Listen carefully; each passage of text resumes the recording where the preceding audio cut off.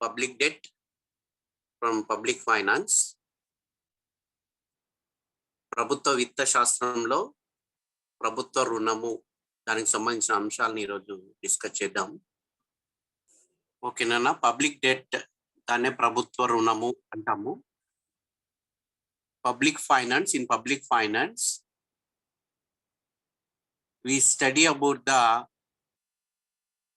various functions of the government at various levels: public expenditure, public revenue, public debt, and fiscal policy and financial administration of the government. As part of the public finance, public debt refers to the government borrowings from internal sources or external sources. ప్రభుత్వ విత్త శాస్త్రంలో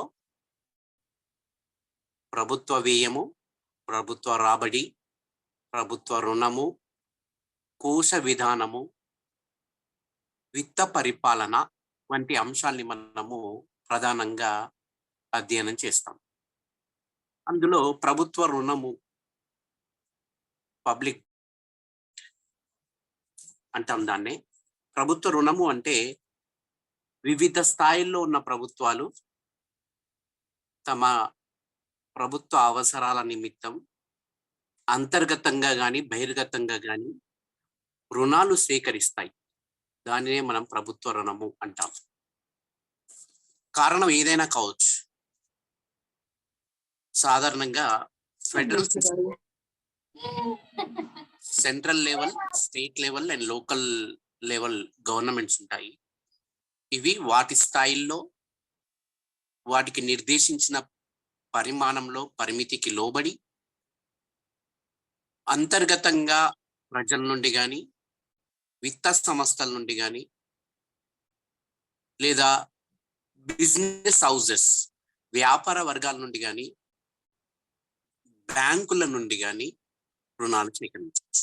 అదేవిధంగా విదేశాల నుండి, విదేశీ ప్రభుత్వాలు కావచ్చు, అంతర్జాతీయ ఆర్థిక సంస్థలు నుండి కానీ విత్తాన్ని లేదా ప్రభుత్వము రుణాలను సేకరించడం చేస్తుంది. So the government may borrow funds from banks, business organizations, individuals internally and externally from the foreign governments or foreign various countries in the world and international financial organizations. World Bank ani, Asian Development Bank ani వాటిని అంటాం. ఆ విధంగా ప్రభుత్వము వివిధ మార్గాల ద్వారా తనకు కావలసిన ఆర్థిక వనరులను సేకరించినట్లయితే, రుణంగా స్వీకరించినట్లయితే దాన్ని ప్రభుత్వ రుణము అంటాం. యాక్చువల్గా క్లాసికల్ ఎకానమిక్స్ అభిప్రాయంలో ప్రభుత్వము అత్యవసర విధులు నిర్వర్తించడానికి, అంటే దేశ భద్రత, అంతరంగిక శాంతి భద్రతలు కాపాడుటకు ప్రభుత్వానికి కావలసిన వనరులను వివిధ పన్నుల ద్వారా సేకరించగా తమ ఆదాయ వ్యయాలకు మధ్య తేడా ఏర్పడి లోటు ఏర్పడినట్లయితే ప్రభుత్వాలు పన్నులు స్వీకరించవచ్చు. కానీ ఆధునిక కాలంలో ప్రభుత్వ రుణానికి అత్యధిక ప్రాధాన్యత పెరిగింది. క్లాసికల్ ఎకానమిస్ట్స్ కానీ neo classical economists they have not given more priority for the public debt. Government రుణం తీసుకోవడము అనేది లేదా ప్రభుత్వము ₹1 పన్ను విధించడం అనేది కూడా ప్రజలకు నష్టం చేస్తుందనే ఉద్దేశంతో క్లాసికల్స్ భావించారు, అంటే సాంప్రదాయ ఆర్థికవేత్తలు భావించారు. ఆ విషయం మనకు తెలుసు. కానీ తర్వాత ఆధునిక కాలంలో, for example Philip Taylor, he defines public debt as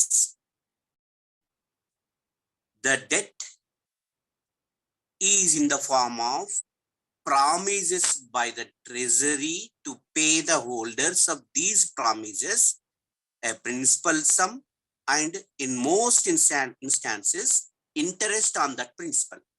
ప్రభుత్వము సర్వసాధారణంగా బాండ్స్ విడుదల చేయడం ద్వారా కానీ, ట్రెజరీ బిల్స్ విడుదల చేయడం ద్వారా కానీ, సెక్యూరిటీ పత్రాలు అంటాం మనం, సెక్యూరిటీ పత్రాలు విడుదల చేయడం ద్వారా ప్రభుత్వము రుణాన్ని సేకరిస్తుంది.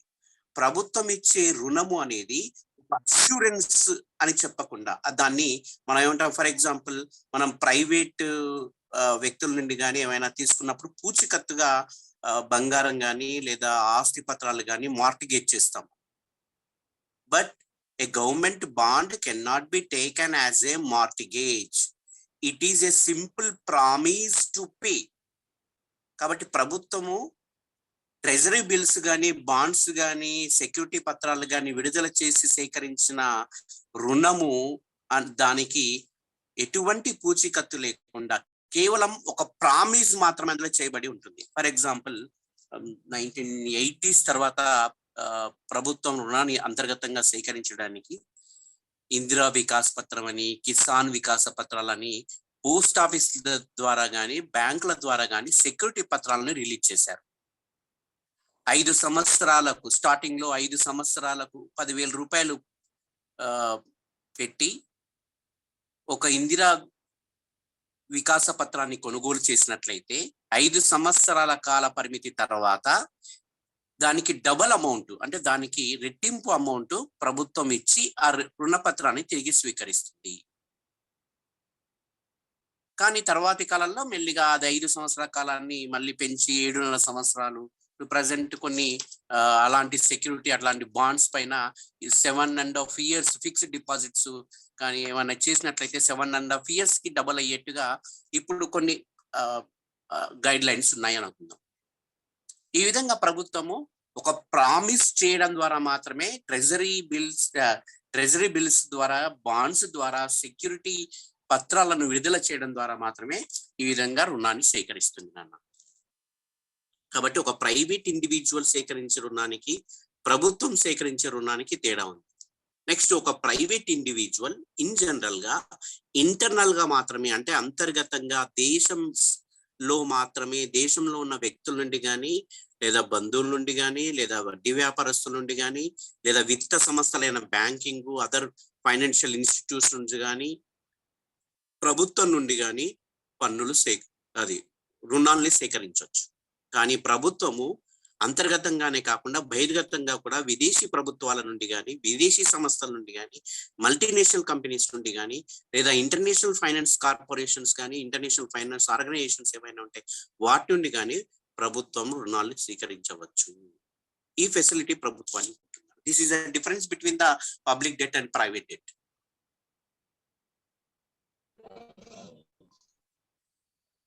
దీన్నే ఒక దేశ పౌరుల నుండి, సంస్థల నుండి, ఇతర దేశాల నుండి తీసుకున్న రుణాన్ని ప్రభుత్వ రుణము అంటాము.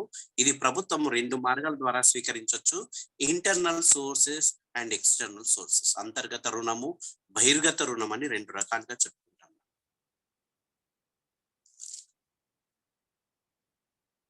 డిఫరెన్స్ అర్థమైంది కదా నాన్న? So here according to professor Findlay Shirras, national debt is a debt which a state owes to its subjects or to the nationals of the other countries. మనం ఇంతకు ముందు టైలర్ చెప్పినట్టుగా the debt is in the form of promises. కాబట్టి ఈ విధంగా ప్రభుత్వము promise చేయడం ద్వారా ట్రెజరీ బిల్స్ ని కానీ, బాండ్స్ ని కానీ, సెక్యూరిటీ పత్రాలను కానీ విడుదల చేయడం ద్వారా అంతర్గతంగా రుణాన్ని స్వీకరించవచ్చు, లేదా బహిర్గతంగా విదేశాల నుండి, ఇతర అంతర్జాతీయ ఆర్థిక సంస్థల నుండి రుణాన్ని స్వీకరించవచ్చు. దీన్నే మనము జాతీయ రుణము అని లేదా ప్రభుత్వ రుణం అని పేర్కొంటాం.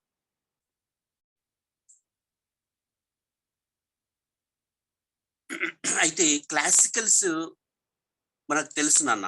Classical economist they advocated that the public expenditure is to B minimum.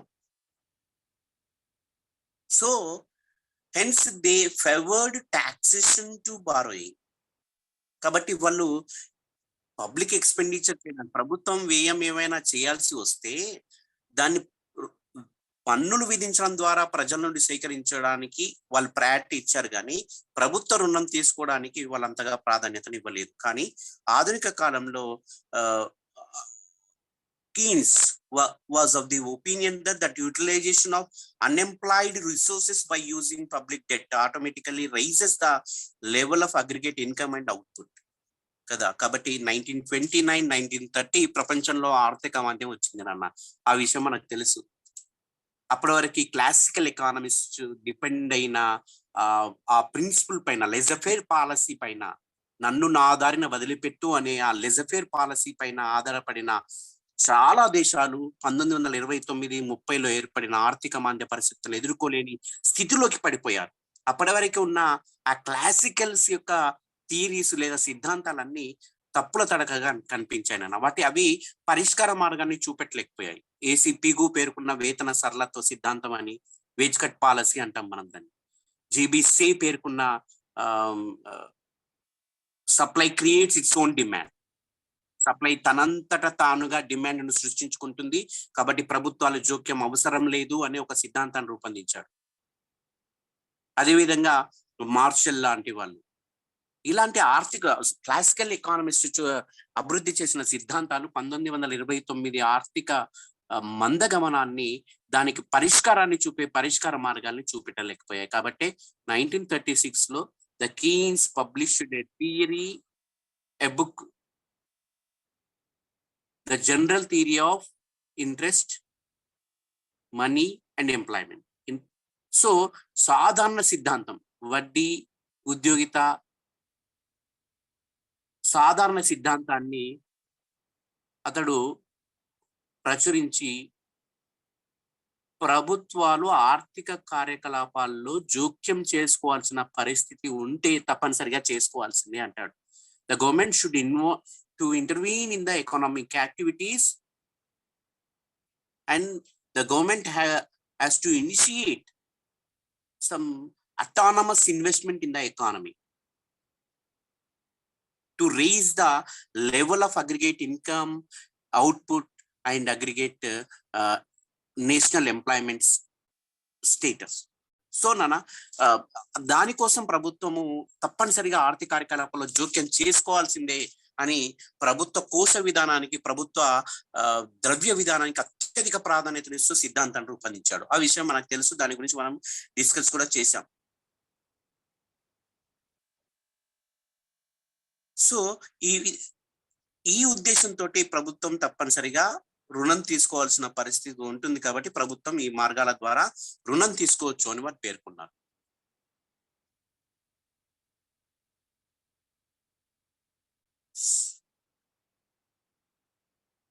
కాబట్టి the government can borrow funds or loans from individuals, from non banking financial institutions within the country, and it can borrow from commercial banks and central bank, and the government can borrow funds from external sources.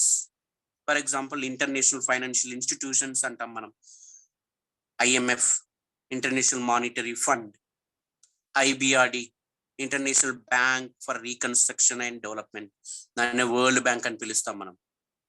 ఆ విధంగా IDA కానీ, IFC కానీ, Asian development banks కానీ, ఇలాంటి వాటి నుండి ప్రభుత్వాలు రుణాలు తీసుకోవచ్చు. These are the sources of public revenue కదన్న. కాబట్టి ప్రభుత్వ రుణంకి ఉన్న మార్గాలు ఏంటి అంటే, the government can borrow from individuals, banks, international institutions and foreign governments. These are the sources. Internally, the government can borrow from individuals, financial institutions, commercial banks, the central bank. Externally, the government can borrow from individuals, banks and international institutions and foreign governments. So ఈ విధమైన మార్గాల ద్వారా ప్రభుత్వం రుణాలు తీసుకోవచ్చు.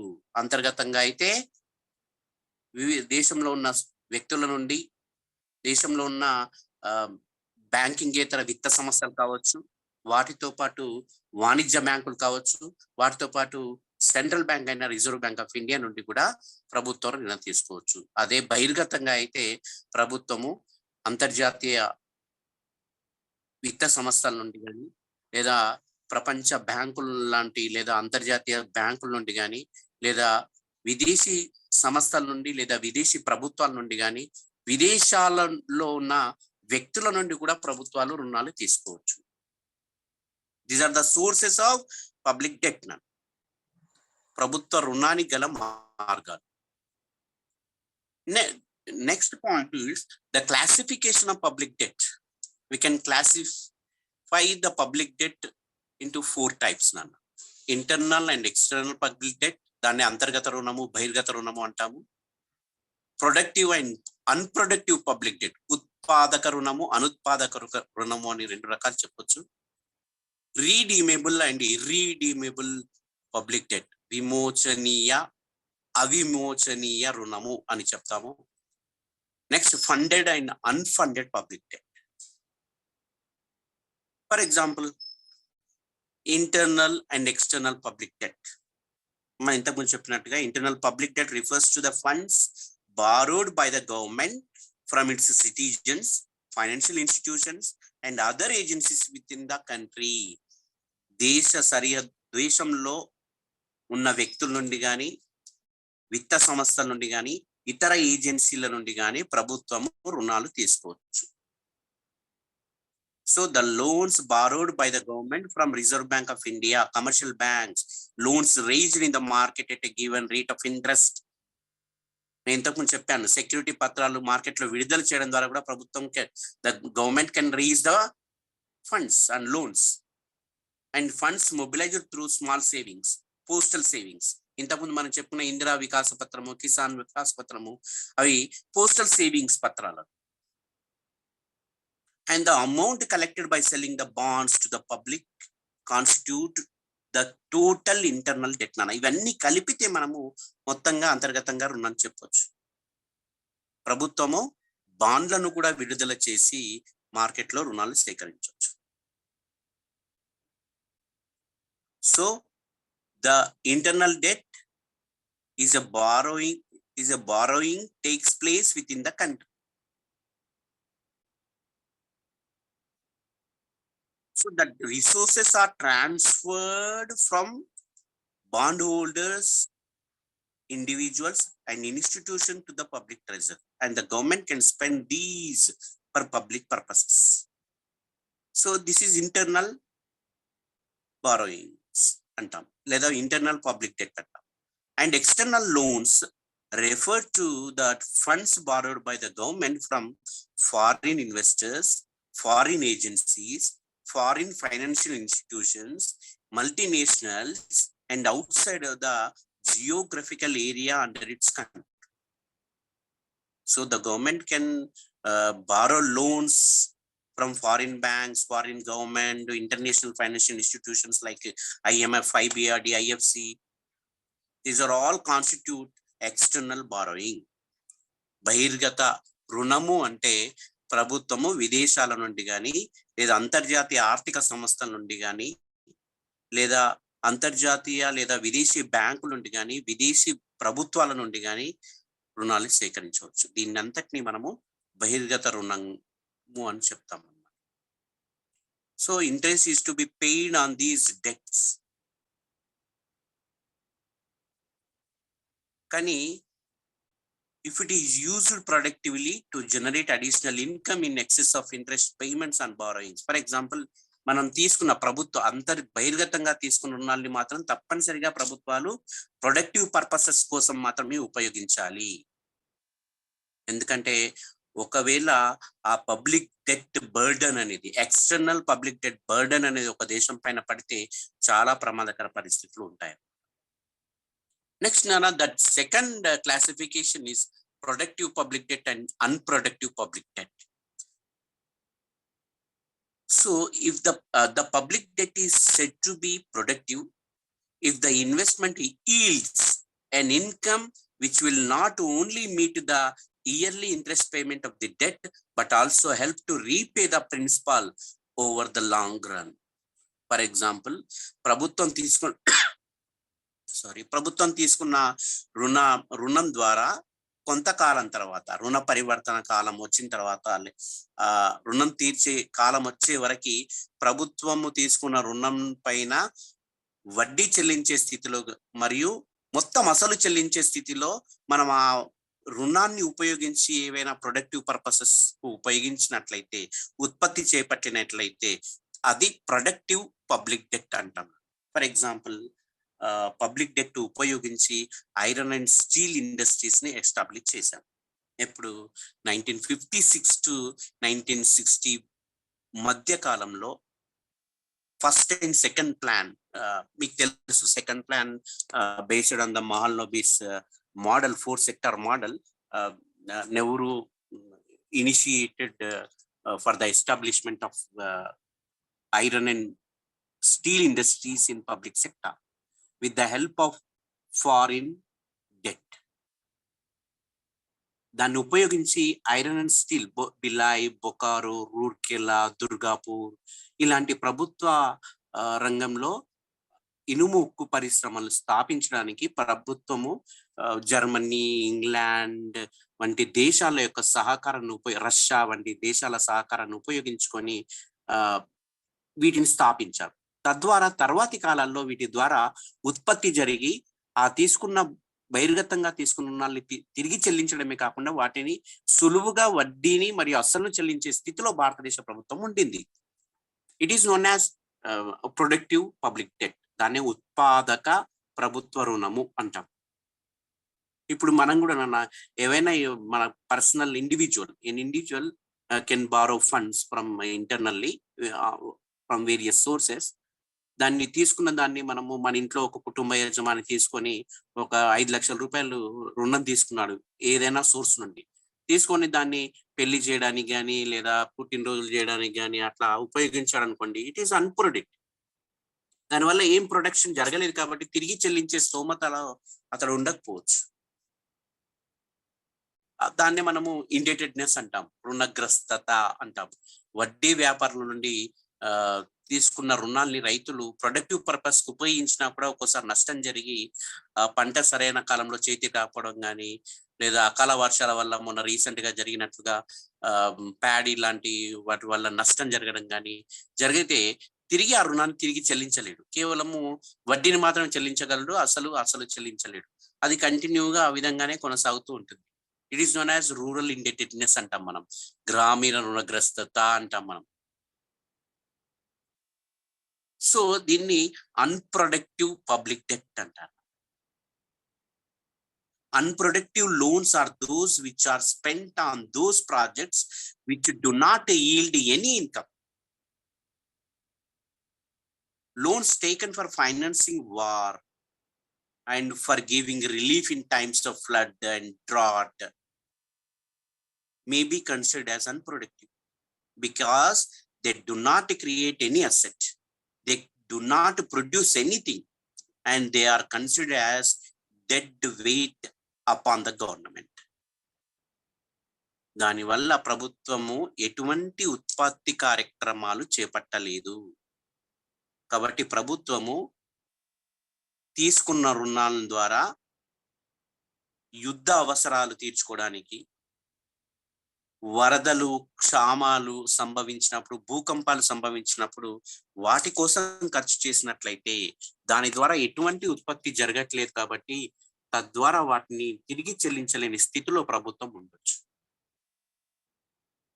దాన్ని మనము unproductive public debt, అనుత్పాదక ప్రభుత్వ రుణము అంటారు మనం. Next redeemable and irredeemable debt. On the criteria of maturity, public debt may be classified as redeemable and irredeemable అంటాం. ఫర్ ఎగ్జాంపుల్ రుణం చెల్లించే కాలాన్ని బట్టి విమోచనీయ, అవిమోచనీయ అంటాం. తిరిగి చెల్లించగలిగితే విమోచనీయ, తిరిగి చెల్లించలేని స్థితిలో ఉంటే దాన్ని అవిమోచనీయ అంటాం. So redeemable loans are those loans which the government promises to pay off in the future at a specified date. They are terminable loans. తిరిగి చెల్లిస్తాననే పూచీకత్తు పైన, ప్రామిస్ పైన ప్రభుత్వము తీసుకున్న రుణాల్ని తిరిగి చెల్లిస్తుంది. ఫర్ ఎగ్జాంపుల్, ప్రభుత్వము the government releases bonds in the economy through various banks or post offices, and it sells in the market, in the economy, to the people, and it has to be repaid by the government at a specified date. So they are called as terminable loans. కాబట్టి కాల పరిమితి ముగియగానే వాటిని తిరిగి చెల్లిస్తాననే వాగ్దానం పైన ప్రభుత్వము bonds ను market లో రిలీజ్ చేసి ప్రజల నుండి రుణాన్ని సేకరించింది.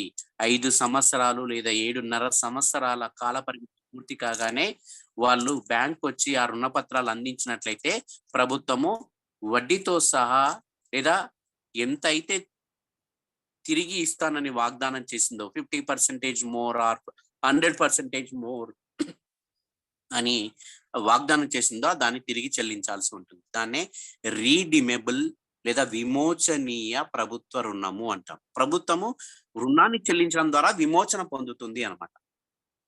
But what is irredeemable debt? Irredeemable debts are those which may not be redeemed or repaid at all, but the government promises to pay the interest regularly. These loans may be known as perpetual debt. కాబట్టి ప్రభుత్వము కొన్ని రుణాల్ని అసలు మాత్రమే తీర్చకుండా కేవలం వడ్డీ మాత్రమే చెల్లిస్తూ పోతూ ఉంటుంది. అలాంటి వాటిని మనము అవిమోచనీయ రుణము లేదా ఇర్రీడీమేబుల్ డెట్ అంటాం. సో ఫర్ ఎగ్జాంపుల్, రీడీమబుల్ రేట్ అంటే విమోచనీయవి అవి స్వల్పకాలానికి సంబంధించినవి. దీర్ఘకాలానికి సంబంధించిన డెట్స్ ని లేదా రుణాలని మనము ఇర్రీడీమబుల్ డెట్స్ కింద చెప్పొచ్చు. ఫర్ ఎగ్జాంపుల్, ప్రభుత్వము బ్యాంకుల నుండి ఏవైనా అత్యవసర పరిస్థితుల్లో సెంట్రల్ బ్యాంక్ నుండి, రిజర్వ్ బ్యాంక్ ఆఫ్ ఇండియా నుండి 3 నుండి 9 నెలల కాల పరిమితి గల ట్రెజరీ బిల్స్ ను ఉపయోగించుకొని రుణాన్ని స్వీకరించవచ్చు. అంటే 3 నుండి 9 నెలల్లో వాటిని తిరిగి ప్రభుత్వము రిజర్వ్ బ్యాంక్ ఆఫ్ ఇండియాకు తిరిగి చెల్లించాలి. ఆ విధంగా ప్రభుత్వము ట్రెజరీ బిల్స్ ను ఉపయోగించుకునే అవకాశం భారతదేశంలో ఉంది. ఇలాంటి ట్రెజరీ బిల్స్ పైన interest rates are usually low. అది కాకుండా provident funds, small saving funds, reserve deposits are the example of irredeemable public debt. మనకు తెలుసు, అది ప్రైవేట్ రంగంలో ఉన్న, ప్రభుత్వ రంగంలో ఉన్న నెలసరి వేతనం పొందుతున్న శ్రమజీవులు కావచ్చు, వేతన జీవుల యొక్క వేతనం నుండి ప్రతి నెల ప్రావిడెంట్ ఫండ్ కు పిఎఫ్ అని కట్ చేస్తారు. అవునా, ప్రావిడెంట్ ఫండ్ కొంత జమ చేస్తారు. దానిపైన ఇంట్రెస్ట్ రేటు ప్రభుత్వం 8% లేదా అప్పుడప్పుడు ఆ ఇంట్రెస్ట్ రేట్ పెంచడం తగ్గించడం కూడా చేస్తూ ఉంటుంది.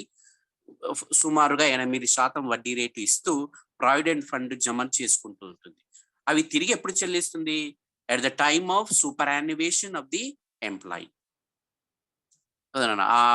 ఆ వేతన జీవి ఉద్యోగ విరమణ చెందిన సమయంలో ఆ ప్రావిడెంట్ ఫండ్ మొత్తాన్ని అసలుతో వడ్డీతో సహా కలిపి తిరిగి చెల్లిస్తుంది. దీన్నే ఇర్రీడీమబుల్ పబ్లిక్ డెట్ అనొచ్చు.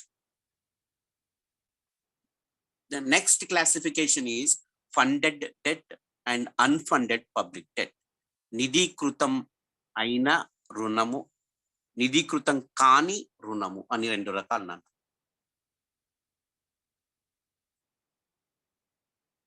So the short-term loans are called dated stocks, as they are to be repaid in 3 months or at most 1 year.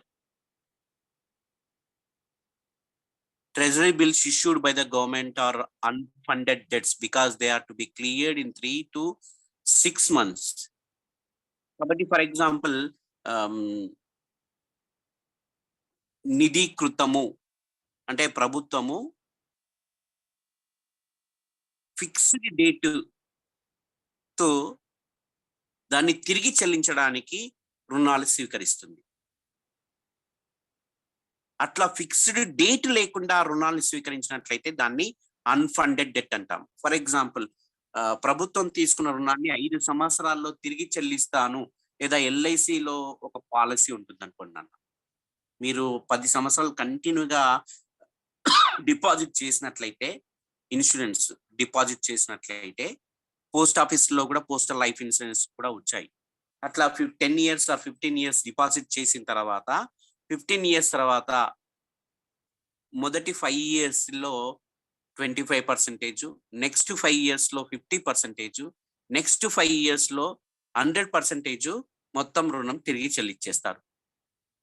అట్లా కాకుండా 10 years మొత్తానికి ఇన్స్టాల్మెంట్స్ చెప్పి అందులో 3 years కాగానే మీరు చెల్లించిన దానిలో 25% అప్పుడే రిఫండ్ చేసేస్తారు. ఈ విధంగా షార్ట్ టర్మ్ డెట్స్ ఏవైనా ఉంటే అలాంటి వాటిని ఫండెడ్ డెట్స్ అంటాము. దానికోసం ప్రభుత్వం ఒక నిధిని ఏర్పాటు చేసి ఆ నిధి నుండి ఆ ప్రిన్సిపల్ అమౌంట్ ని, ఆయన ఇంట్రెస్ట్ రేట్స్ ని షార్ట్ టర్మ్ లోన్స్ తీసుకున్న వ్యక్తులకు తిరిగి చెల్లిస్తుంది. అట్లా కాకుండా లాంగ్ టర్మ్ లోన్స్ ఉంటాయనుకున్నాను, అట్లాంటి వాటిని చెల్లించడానికి ప్రభుత్వం ఎటువంటి ఫండ్ను మెయింటైన్ చెయ్యదు. So the debt becomes a permanent debt. అలాంటి వాటిని మనము అన్ఫండెడ్ పబ్లిక్ డెట్స్ అంటాం. ఓకేనా? These are the classifications of public debt. The next topic is effects of public debt అన్న, ప్రభుత్వ రుణ ప్రభావాలు. కాబట్టి before analysing the effects of public debt, it is necessary to know the factors on which the effects of public debt depended. So ఇప్పుడు for example ఏంటవి అంటే, for example ప్రభుత్వ రుణాన్ని ప్రభావితం చేస్తాయి. ప్రభుత్వ రుణం యొక్క ప్రభావాలను నిర్ణయించే నిర్ధారకాలు కొన్ని ఉంటాయి. So the effects of public debt depend upon such factors as the sources of loan funds, the purpose for which the borrowing is done, the terms and conditions under which the debt is floated, the volume of existing public debt, the interest rates, the type of loan employed, the general economic conditions of the community. కాబట్టి ప్రభుత్వం రుణం తీసుకున్నట్లయితే ఆ రుణానికి సంబంధించిన source, internal సోర్సా, external సోర్సా, లేదా individuals నుండి ప్రభుత్వం తీసుకుంటుందా, లేదా బ్యాంకుల నుండి తీసుకుంటుందా, ఇలాంటి సోర్సెస్ పైన ఆధారపడి, ఇలాంటి సోర్సెస్ కూడా ప్రభుత్వ రుణ భారాన్ని ప్రభావితం చేస్తాయి. మనం ఇంతకుముందు డిస్కషన్ లో ఒకటి చెప్పాం, external public debt has more burden on government than internal public debt. బహిర్గతంగా తీసుకున్న ప్రభుత్వ రుణ భారము ప్రభుత్వం పైన చాలా ఎక్కువగా ఉంటుంది. ఇంటర్నల్ పబ్లిక్ డెట్ కంటే, అంతర్గతంగా తీసుకున్న రుణ భారం కంటే బహిర్గత రుణ భారం చాలా ఎక్కువగా ఉంటుంది. ప్రభుత్వం పైన ప్రెషర్ ఉంటుంది. ఇలాంటి సంఘటన మనం చూడొచ్చు. 1985 to 1991-92 మధ్య కాలంలో, ఆ 7 years లో పొలిటికల్ గా ఏవైనా మార్పులు రావచ్చు, కానీ ఆర్థిక వ్యవస్థలో, మన భారత ఆర్థిక వ్యవస్థలో అనేక రకాల ఆర్థిక ప్రమాదాలు సంభవించాయని చెప్పుకోవచ్చు. ఎందుకంటే కనీసం ఒక వారము దిగుమతులకు చెల్లింపులు చేయడానికి కావలసిన కనీస ఫారిన్ ఎక్స్చేంజ్ రిజర్వ్స్ కూడా, విదేశీ మారక నిల్వలు భారతదేశం వద్ద లేకుండేవి. అలాంటి పరిస్థితుల్లో తప్పనిసరిగా ప్రభుత్వాలు ప్రపంచ బ్యాంకు లేదా ఇంటర్నేషనల్ మానిటరీ ఫండ్ వంటి అంతర్జాతీయ ఆర్థిక సంస్థల నుండి వాటి షరతులకు తలొగ్గి మన బంగారు నిల్వలను అక్కడ తాకట్టు పెట్టి రుణాలు తీసుకోవాల్సిన పరిస్థితి కదా నాన్న.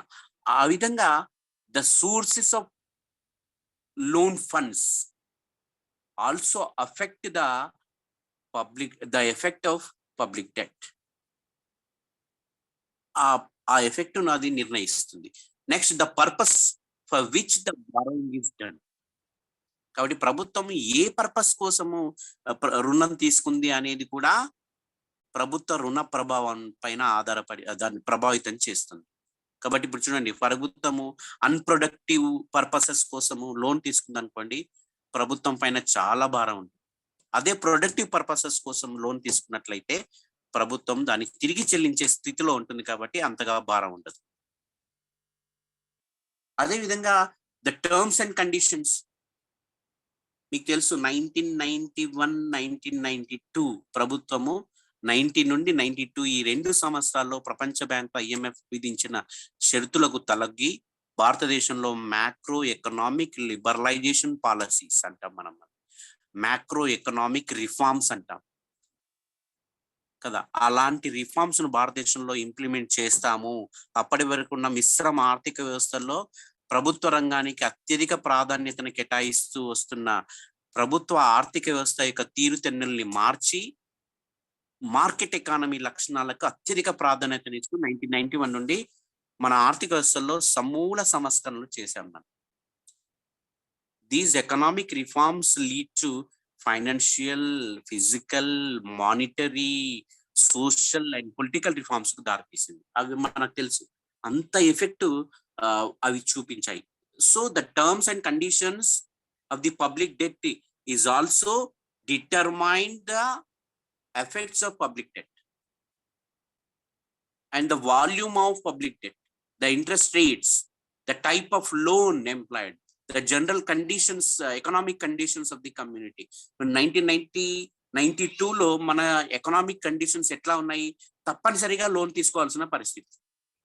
విదేశీ ప్రభుత్వాలు కానీ, విదేశీ ఇండివిజువల్స్ కానీ, మల్టీనేషనల్ కంపెనీస్ కానీ ఎవరూ మన భారతదేశ ఆర్థిక వ్యవస్థను ఆదుకోవడానికి ముందుకు రాని పరిస్థితుల్లో మనము ప్రపంచ బ్యాంకు మరియు IMF అంతర్జాతీయ ఇంటర్నేషనల్ మానిటరీ ఫండ్ ద్రవ్యనిధి సంస్థ పెట్టిన షరతులకు తలొగ్గి మనం తప్పనిసరిగా రుణాలు తీసుకోవాల్సిన పరిస్థితి. అలాంటి ఎకనామిక్ కండిషన్స్ కూడా ప్రభుత్వ రుణ ప్రభావాల్ని నిర్ణయిస్తాయి.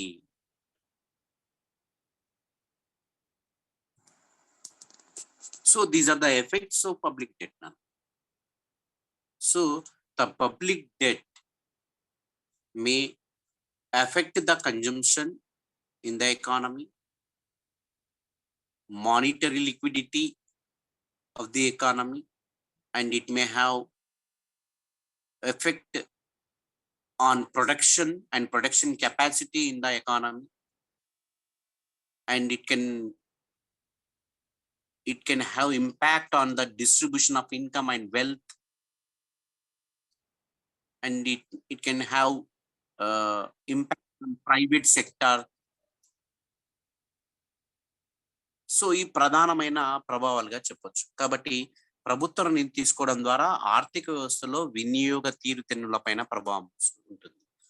ద్రవ్యత్వం పైన, అంటే ద్రవ్య విధానానికి సంబంధించి ప్రభుత్వము ఆర్థిక వ్యవస్థలో చలామణిలో వచ్చిన ద్రవ్యం యొక్క ద్రవ్యత్వం పైన ప్రభావం.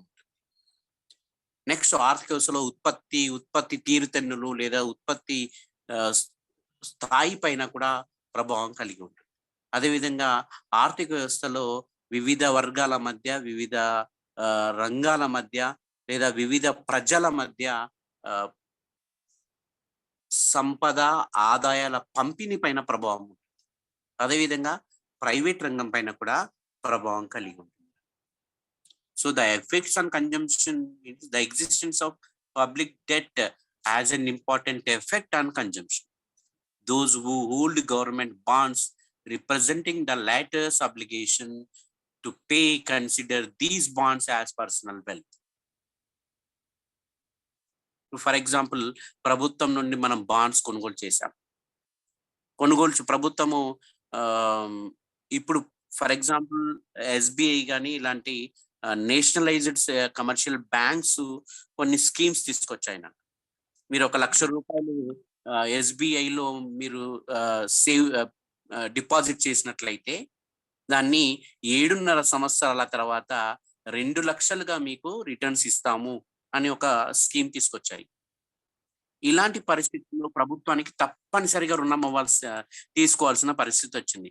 అప్పుడు ప్రభుత్వము పోస్ట్ ఆఫీసుల ద్వారా బాండ్స్ రిలీజ్ చేసి మీరు ₹1,00,000 పోస్ట్ ఆఫీస్ బాండ్స్ కొనుగోలు చేసినట్లయితే 5 సంవత్సరాల తర్వాత వాటిని తిరిగి మేము రెండింతలు చేసి అంటే ₹2,00,000 మీకు రిటర్న్ ఇస్తాము అనే ఒక కొత్త స్కీమ్ గవర్నమెంట్ తీసుకొచ్చింది.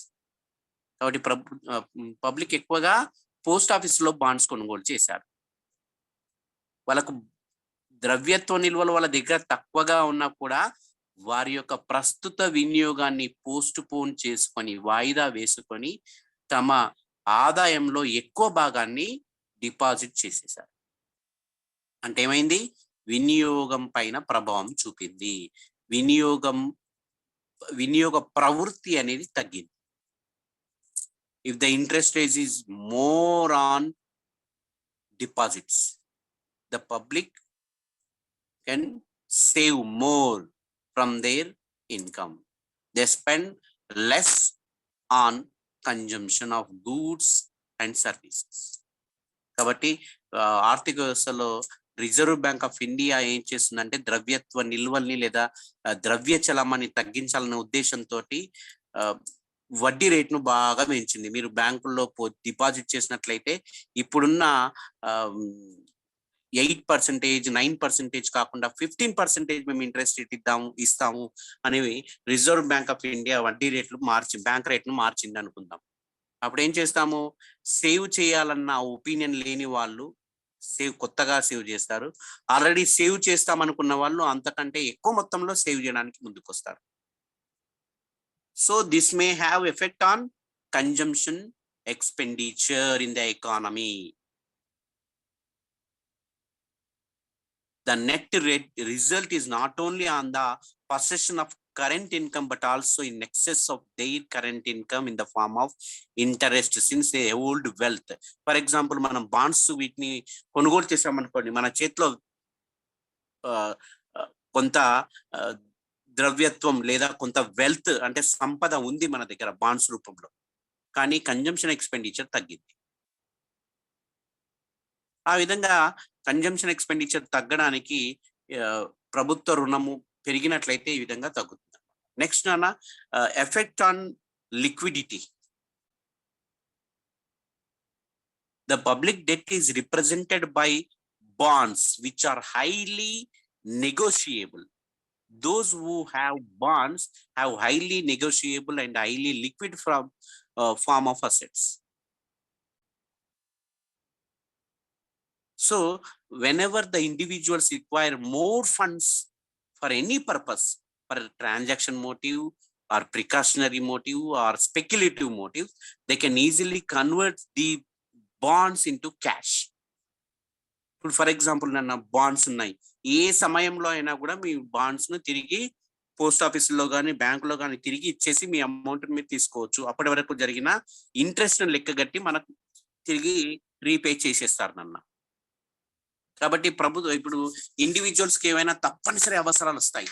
According to Keynes, why the public demand for money, the motives, there are 3 motives నాన్న behind the demand for money.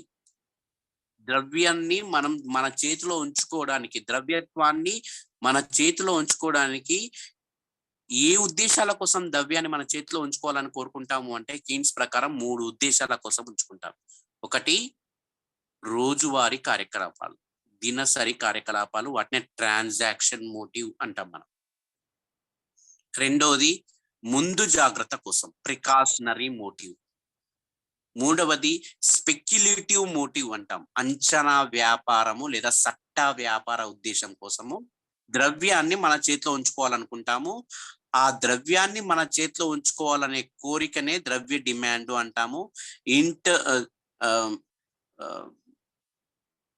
Keynes దృష్టిలో ఈ ద్రవ్య డిమాండ్ నే ద్రవ్యత్వాభిరుచి అన్నాం, లిక్విడిటీ ప్రిఫరెన్స్ అంటాం. కొత్త వర్డ్ చెప్పాడు అతను, లిక్విడిటీ ప్రిఫరెన్స్, ద్రవ్యత్వాభిరుచి, ద్రవ్యాన్ని లేదా ద్రవ్యత్వాన్ని మన చేతుల్లో కలిగి ఉండాలనే అభిరుచిని ద్రవ్య డిమాండ్ అంటారు. ఈ విధంగా మనకు ద్రవ్యం ఏమైనా అవసరం వచ్చినప్పుడు మన బాండ్స్ ని తిరిగి మార్కెట్లో ఎప్పుడంటే అప్పుడు ఇచ్చేసి మనం క్యాష్ రూపంలో మార్చుకోవచ్చు అన్నమాట. దానివల్ల ఏమవుతుంది, అలా మార్చుకున్నట్లయితే లిక్విడిటీ అనేది ఆర్థిక వ్యవస్థలో విపరీతంగా పెరుగుతుంది, ద్రవ్యత్వం పెరుగుతుంది అన్న. ఆర్థిక వ్యవస్థలో ద్రవ్య చలామణి పెరిగింది అనుకోండి, ఏమవుతుంది, జనరల్ గా మన జేబులో 10 రూపాయలు ఉందనుకోండి అన్న, రూపాయి విలువ చాలా తక్కువ, రూపాయి ఖర్చు పెట్టాలన్నా ఆలోచిస్తాం. మన జేబులో 1000 రూపాయలు ఉందనుకోండి అన్న, రూపాయి విలువ చాలా తక్కువ. రూపాయి విలువ తగ్గిందంటే ఏమన్నట్టు, ధరలు పెరుగుతాయి. ధరలు పెరిగితే it may lead to inflationary situation in the economy. అదే విధంగా ఇంట్రెస్ట్ రేట్ బాగా ఉంది, 5 సంవత్సరాలు కాదైనా మీరు పెట్టిన అమౌంట్ ను మేము 3 సంవత్సరాలను తిరిగి డబల్ అమౌంట్ ఇస్తాము అనే ఉద్దేశంతో బ్యాంకులు ముందుకు వచ్చాయనుకోండి, మనం ఏం చేస్తాము, మన ప్రస్తుత వినియోగాన్ని పోస్ట్పోన్ చేసుకొని డిపాజిట్ చేస్తాం, సేవ్ చేస్తాం. దాని ద్వారా ఆర్థిక వ్యవస్థలో ద్రవ్య చలామణి విపరీతంగా తగ్గిపోతుంది. అంటే మన దగ్గర ఇప్పుడు ఫర్ ఎగ్జాంపుల్ ఈ డిజిటల్ ట్రాన్సాక్షన్స్ వచ్చిన తర్వాత ద్రవ్య చలామణి బాగా తగ్గిపోయింది ఆర్థిక వ్యవస్థలో. ద్రవ్య చలామణి తగ్గిపోతే ఏమవుతుంది, మన జేబులో చాలా తక్కువ అమౌంట్ ఉంది కాబట్టి 10 రూపాయలు ఖర్చు పెట్టాలన్నా కూడా చాలా ఆలోచిస్తాం. అంటే ద్రవ్య విలువ పెరిగింది. ద్రవ్య విలువ పెరిగితే ఏమవుతుంది, ధరలు తగ్గుతాయి. డిఫ్లేషనరీ సిచ్యువేషన్ అంటాం. ఈ విధంగా ద్రవ్యత్వం పైన ప్రభావం ఉండడం వల్ల ఇన్ఫ్లేషనరీ సిచ్యువేషన్ కానీ డిఫ్లేషనరీ సిచ్యువేషన్, ద్రవ్యోల్బణ పరిస్థితి లేదా ప్రతి ద్రవ్యోల్బణ పరిస్థితికి దారి తీయొచ్చు. దీన్నే ద్రవ్యత్వం పైన ప్రభావము లేదా ఎఫెక్ట్స్ ఆన్ లిక్విడిటీ అంటాం. It may lead to inflationary situation or deflationary situation in the economy. ఓకేనా, right. The next one is effect on production. If people buy government securities by withdrawing money from industrial concerns or by selling debentures, shares of industrial concerns, private investment is adversely affected. For example, ప్రభుత్వ సెక్యూరిటీలను కొనుగోలు చేయడానికని మనం private సంస్థల దగ్గర డిబెంచర్లు కానీ లేదా security పత్రాలు కానీ కొనుగోలు చేస్తున్నట్లయితే వాటిని తిరిగి మార్కెట్లో, షేర్ మార్కెట్లో అమ్మేసి వచ్చిన డబ్బుల మొత్తాన్ని ప్రభుత్వ సెక్యూరిటీస్ కొనుగోలు చేయడానికి, గవర్నమెంట్ సెక్యూరిటీస్ ని లేదా బాండ్స్ ని కొనుగోలు చేసుకోవడానికి పెట్టేశామనుకోండి, అప్పుడు ఏమవుతుంది, ఆర్థిక వ్యవస్థలో ప్రైవేటు ఇన్వెస్ట్మెంట్ విపరీతంగా తగ్గిపోతే ప్రొడక్షన్ పైన దాని ప్రభావం చాలా పడుతుంది. ఈ production decreases, employment opportunities also decrease. This may be adversely affected in the economy. కదా నాన్న. కాబట్టి ఆ విధంగా ప్రభుత్వం రుణం పెరిగినట్లయితే, ప్రభుత్వం అధికంగా రుణాలు సేకరించినట్లయితే ఆర్థిక వ్యవస్థలో ఇన్వెస్ట్మెంట్ ప్రైవేట్ సెక్టార్లో తగ్గడం వల్ల లేదా ఇండస్ట్రియల్ సెక్టార్లో ఇన్వెస్ట్మెంట్ తగ్గడం వల్ల అది చాలా వ్యతిరేక ప్రభావాన్ని, ప్రతికూల ప్రభావాన్ని ఆర్థిక వ్యవస్థలో చూపిస్తుంది. దాని ద్వారా ఉత్పత్తి గణనీయంగా తగ్గిపోవచ్చు.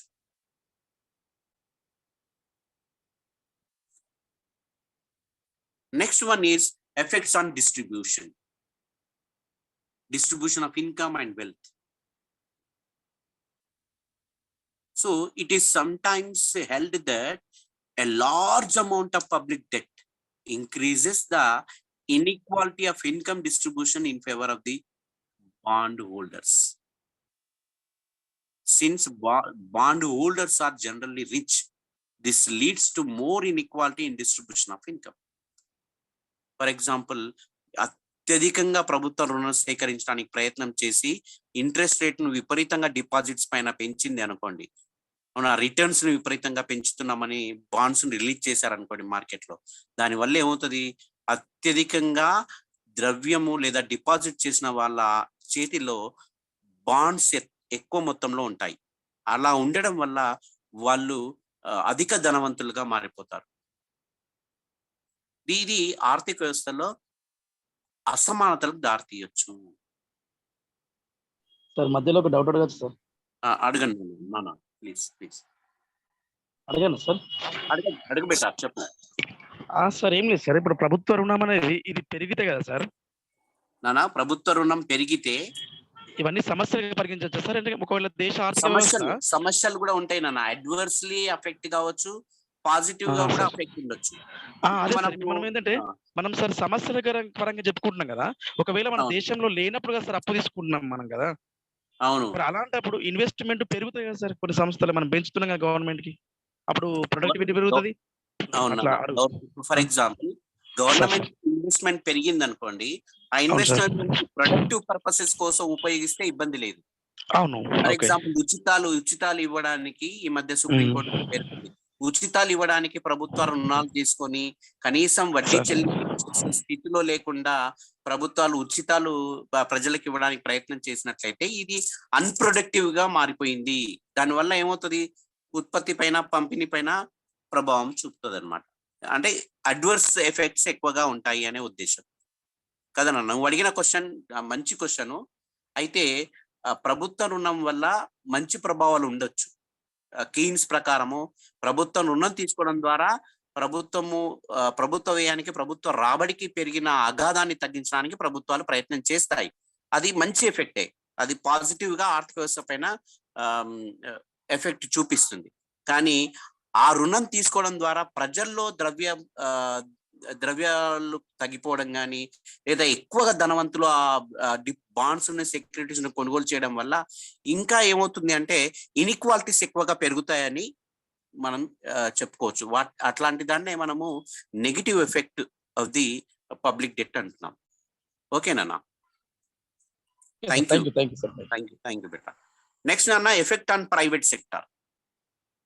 So the public expenditure increases the demand for goods because it increases the purchasing power of the people and puts more money in circulation. If the expenditure is financed through the taxation, current consumption is reduced. For example, ప్రభుత్వం ఇంతకుముందు మనం చెప్పుకున్నట్లుగా ప్రభుత్వము ఆ వ్యయం పెంచుకోవడానికి వ్యయం పెంచింది అనుకోండి. కీన్స్ అదే చెప్పాడు. ఎప్పుడైతే 1929-30లో చాలా దేశాల్లో ఆర్థిక మందగమన పరిస్థితులు ఏర్పడ్డప్పుడు ప్రభుత్వాలు జోక్యం చేసుకొని అటానమస్ ఇన్వెస్ట్మెంట్ చేశాయి. అంటే ప్రభుత్వాలు జోక్యం చేసుకొని పబ్లిక్ ఎక్స్‌పెండిచర్ విపరీతంగా పెంచాలి అనేది కీన్స్ ఉద్దేశం. అలా పెంచడం వల్ల ఏమవుతుంది? ప్రభుత్వం ఇన్వెస్ట్మెంట్ చేయడం వల్ల ఉత్పత్తి కార్యకలాపాలు పెరుగుతాయి. పెరిగితే ఉద్యోగిత అవకాశాలు పెరుగుతాయి. పెరగడం వల్ల ప్రజల ఆదాయాలు పెరుగుతాయి. పెరిగితే గూడ్స్ అండ్ సర్వీసెస్ కి డిమాండ్ పెరుగుతుంది. So the basic problem behind the economic depression is the gap between the aggregate demand and aggregate supply. Supply చాలా ఉంది డిప్రెషన్ సిచ్యువేషన్ లో, కానీ ప్రజల నుండి డిమాండ్ లేదు. ప్రజల నుండి డిమాండ్ కావాలంటే ప్రభుత్వాలు ముందుకొచ్చి ఇన్వెస్ట్మెంట్ చేయడం ద్వారా ఉత్పత్తి కార్యక్రమాలు పెంచి ఉద్యోగిత అవకాశాలు పెంచినట్లయితే ప్రజల ఆదాయాలు పెరిగి వాళ్ళు వస్తు సేవలకు డిమాండ్ పెంచుతారు. So the aggregate demand also increases కదా నాన్న. అలాంటి సిచ్యువేషన్ ఉన్నట్లయితే అప్పుడు ఆర్థిక వ్యవస్థలో మంచి పరిణామాలు ఏర్పడతాయి. కానీ ప్రభుత్వం రుణం తీసుకోవడం ద్వారా ప్రజల యొక్క కన్జంప్షన్ ఎక్స్‌పెండిచర్ తగ్గింది అనుకోండి, అది ప్రైవేట్ సెక్టార్ పైన చాలా వ్యతిరేక ప్రభావం చూపుతది అని కొంతమంది ఆర్థికవేత్తల ఉద్దేశం. కానీ అలా చేయడం వల్ల ఏమవుతది? ప్రజల యొక్క ఆదాయాలు అంటే లిక్విడ్ క్యాష్ వాళ్ళ హ్యాండ్‌లో లేదు కాబట్టి ప్రైవేటు ఇండస్ట్రీస్ గాని లేదా ప్రైవేట్ సెక్టార్ ఉత్పత్తి చేస్తున్న వస్తు సేవల పైన కన్జంప్షన్ ఎక్స్‌పెండిచర్ తగ్గిపోతుంది. అది ఒక రకమైన వ్యతిరేక ప్రభావం ఆర్థిక వ్యవస్థలో చూపొచ్చు అనేది మన ఉద్దేశం. కాబట్టి ప్రైవేట్ సెక్టార్ పైన ప్రభుత్వ రుణం అధికంగా చేయడం వల్ల ఒక రకమైన వ్యతిరేక ప్రభావం రావచ్చు అనేది వాళ్ళ ఉద్దేశం. So it can reduce the private investment because lesser resources are available for the private sector. ప్రభుత్వమే అత్యధికంగా ప్రజల నుండి, ఇండివిజువల్స్ నుండి, లేదా ప్రభుత్వ సంస్థల నుండి, లేదా నాన్ బ్యాంకింగ్ ఫైనాన్షియల్ ఇన్స్టిట్యూషన్స్ నుండి అధికంగా రుణాలు సేకరించింది. కాబట్టి ప్రైవేట్ రంగానికి అవకాశాలు తగ్గిపోయాయి. కాబట్టి ఆ రిసోర్సెస్ అనేది, ఫైనాన్షియల్ రిసోర్సెస్ అనేటివి ప్రైవేట్ సెక్టార్ కి చాలా తక్కువగా అవైలబుల్లో ఉన్నాయి. ఇలాంటి పరిస్థితుల్లో మన 1991 కంటే ముందు, అంటే దానికంటే ముందు 1950s నుండి 1991 కంటే ముందు ప్రైవేట్ ఇండస్ట్రీస్ కానీ లేదా అగ్రికల్చర్ సెక్టార్ కానీ, ప్రైవేట్ రంగంలో ఉన్న అగ్రికల్చర్ సెక్టార్స్ కానీ ప్రభుత్వాలు లేదా జాతీయం చేసిన బ్యాంకులు కానీ అధికంగా రుణాలు ఇచ్చేవి కావు. అప్పుడు చాలా దీనిపైన విమర్శలు వస్తూ ఉండేవి, న్యూస్ పేపర్లలో ఆర్టికల్స్ వస్తూ ఉండేటి. ప్రజల్ని, రైతులను ఆదుకోవడానికి, లేదా చిన్న పరిశ్రమలు ఆదుకోవడానికి, కుటీర పరిశ్రమలు ఆదుకోవడానికి, చేతి వృత్తుల వారిని ఆదుకోవడానికి, చిన్న చిన్న పరిశ్రమల్ని గ్రామీణ ప్రాంతాల్లో, వెనకబడిన ప్రాంతాల్లో ఎస్టాబ్లిష్ చేయడానికి ప్రభుత్వ రుణాలు ఇవ్వట్లేదు. అందుకోసము ప్రభుత్వము 1991 కంటే ముందు ప్రభుత్వ ద్రవ్య విధానాలు లేదా ప్రభుత్వ కోశ విధానాలు ఒకసారి మనం చదివినట్లయితే, రిజర్వ్ బ్యాంక్ ఆఫ్ ఇండియా యొక్క విధానాలు చదివినట్లయితే తప్పనిసరిగా మీరు తీసుకున్న దానిలో తప్పనిసరిగా రైతులకు ఇంత కేటాయించాలి, లేదా వ్యవసాయ రంగానికి ఇంత కేటాయించాలి, ఇండస్ట్రియల్ సెక్టర్ కి ఇంత కేటాయించాలి, చిన్న వ్యాపారస్తులకు ఇంత కేటాయించాలి అని అప్పుడు ఒక గైడ్ లైన్స్ ఇచ్చేవాళ్ళు. అంటే ఉద్దేశం ఏంటి అంటే అక్కడ ప్రైవేట్ సెక్టార్ కి అంతగా రుణాలు అందుబాటులో లేవు అనే ఉద్దేశం. ఆ విధంగా ప్రైవేట్ సెక్టార్ పైన ప్రభుత్వ రుణ భారము ఉండవచ్చు లేదా ప్రభావం ఉండవచ్చు అనేది ఇలా ఉద్దేశం అన్నమాట. ఈ విధంగా ప్రభుత్వం రుణము ఎఫెక్ట్ చాలా ఉంటుందన్న. అయితే ప్రభుత్వ రుణాన్ని మనము అంచనా వేయడానికి కొన్ని పద్ధతులు కూడా మనకు అందుబాటులో ఉంటాయన్న. డెట్ ఇన్కమ్ రేషియో అంటాం మనం, రుణ మరియు ఆదాయ నిష్పత్తి అంటాం. మొత్తం తీసుకున్న రుణం ఎంత, భారతదేశంలో ఉన్న national income at current prices ఎంత, దాన్నే డెట్ ఇన్కమ్ రేషియో అంటాం మనం. ఫర్ ఎగ్జాంపుల్, మన ఇండివిజువల్ సంబంధించి 1 లక్ష రూపాయల రుణం తీసుకున్నాం. మన సంవత్సరిక ఆదాయము 1,50,000 రూపాయలు అనుకోండి. 1,00,000 రూపాయలు డివైడెడ్ బై 1,50,000 రూపాయలు అనగందనం. అంటే మనం సంపాదించిన దానిలో 66.6% కేవలం రుణాలని తిరిగి చెల్లించడానికి మాత్రమే ఉపయోగపడుతుంది. మిగతా 33% మాత్రమే మన అవసరాలకు ఉపయోగించుకోవాలి. దీన్ని డెట్ ఇన్కమ్ రేషియో అంటాం. So we can measure the debt burden. దాన్నే రుణ భారాన్ని కొలిచడానికి వీలుండడము అన్నమాట. ఇలాంటి పద్ధతుల ద్వారా మనము వీటిని చేయొచ్చు నాన్న. నెక్స్ట్ నాన్న, the redemption of public debt. దీన్నే ప్రభుత్వ రుణ విమోచనము అంటారు. ప్రభుత్వ రుణ విమోచనం అంటే ప్రభుత్వము తాను తీసుకున్న రుణాల్ని తిరిగి చెల్లించడాన్ని రుణ విమోచన. Repayment of a debt is known as redemption of debt. So as the private individuals and organizations, private organization, they have to repay the loan whatever they borrowed from various sources.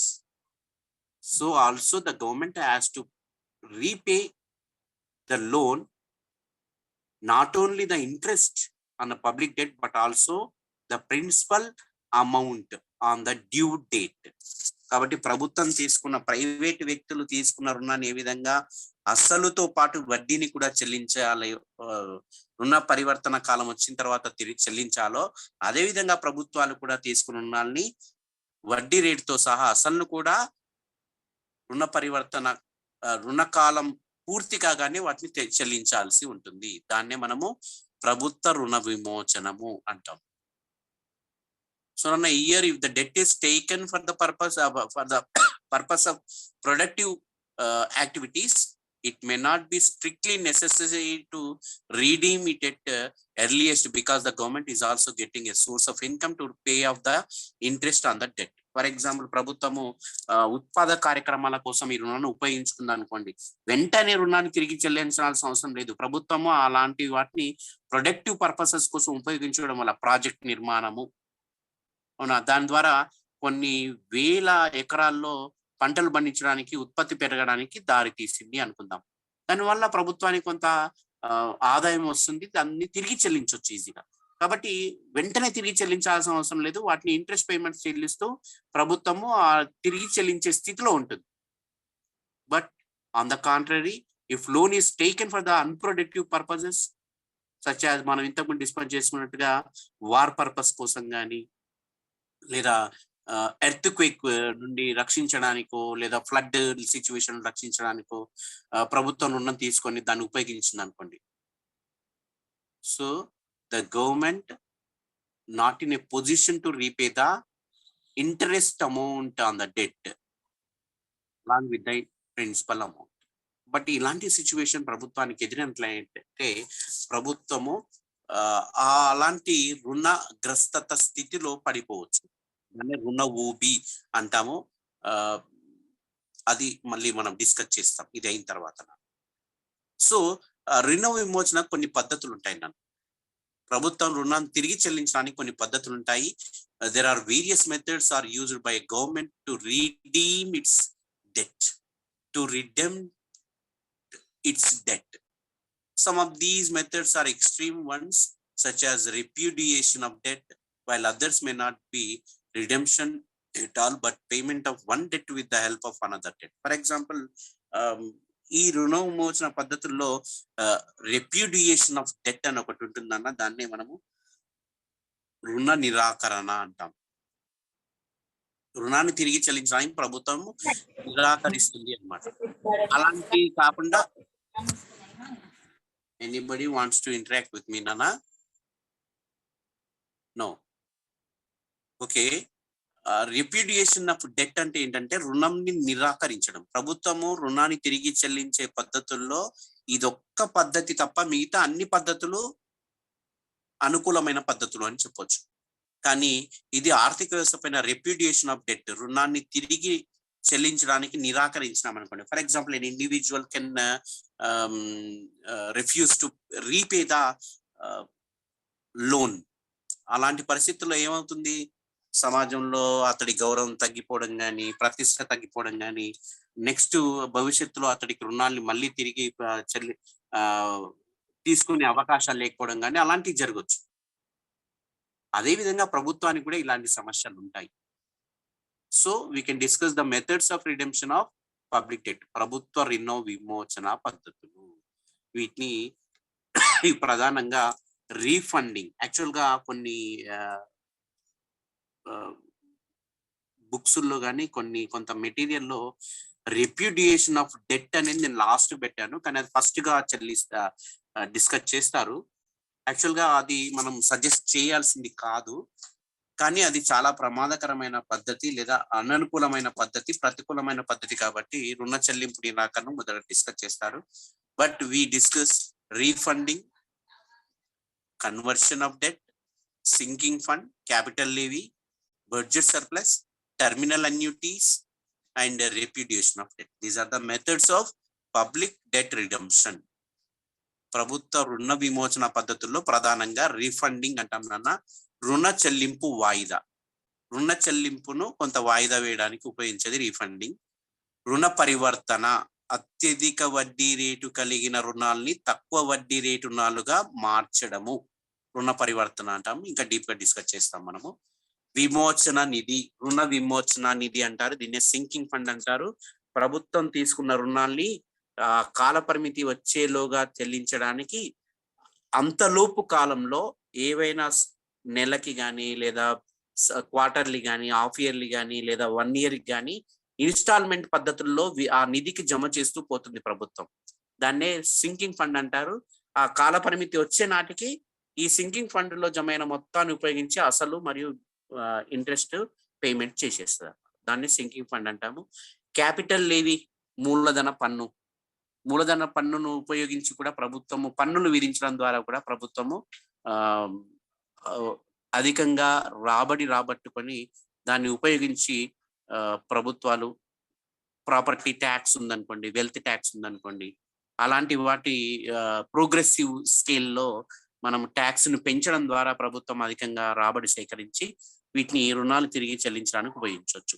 అది కాకుండా మిగులు budget అంటాం నాన్న, budget surplus అంటాము. ప్రభుత్వం లోటు budget కాకుండా తక్కువగా ఖర్చు పెట్టి ప్రభుత్వ వ్యయం తగ్గించి ప్రభుత్వం రాబడిలో మిగులు సేకరించి ఆ మిగులు ద్వారా రుణాన్ని తిరిగి చెల్లించడానికి ఉపయోగించుకోవచ్చు.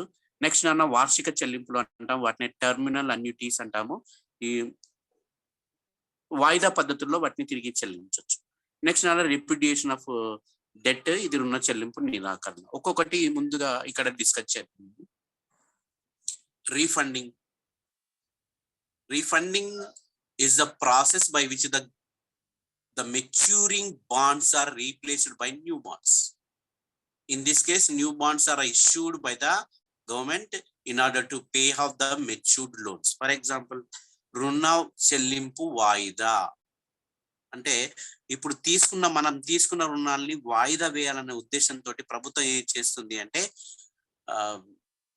పాత రుణాలను తిరిగి చెల్లించడానికి కొత్త రుణాలను మళ్ళీ స్వీకరిస్తుంది, లేదా పాత రుణాలను తిరిగి చెల్లించడానికి కొత్తగా సెక్యూరిటీ పత్రాలను కానీ బాండ్స్ కానీ మార్కెట్లో రిలీజ్ చేస్తుంది.